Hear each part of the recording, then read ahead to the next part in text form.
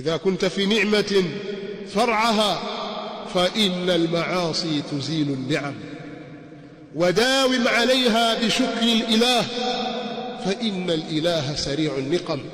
moja katika washairi yasema hivi, idha kunta fi ni'ma, ukiwa katika neema yoyote, far'aha, basi wewe ichunge neema hiyo.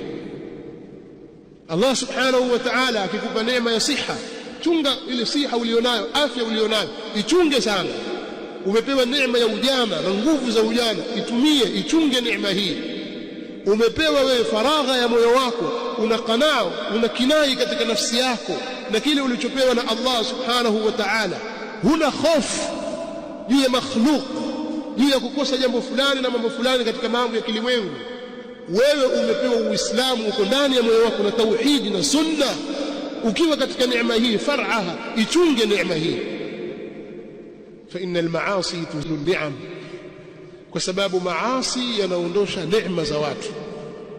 Neema nyingi zinazoondokea watu, sababu kubwa ni maasi ya siri na dhahiri, na Allah subhanahu wa ta'ala anazijua siri zetu na dhahiri zetu.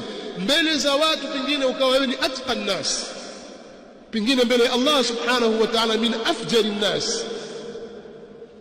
Mbele za watu waonekana wewe ni mcha Mungu kuliko watu wote, lakini mbele ya Allah subhanahu wa ta'ala pengine ukawa wewe ni mwovu kuliko watu wote, kwa sababu ya yale yaliyotulizana kwenye nafsi yako ambayo sisi hatuyajui, anayajua ni Allah subhanahu wa ta'ala.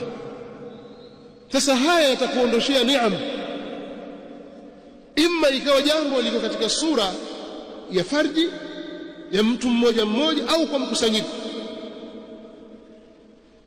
Ukaikosa neema hii, Allah akakutoa katika ule mjitamaa, ukawa wewe hauko tena, wala si mwenye kupendeza, wala hunufaiki.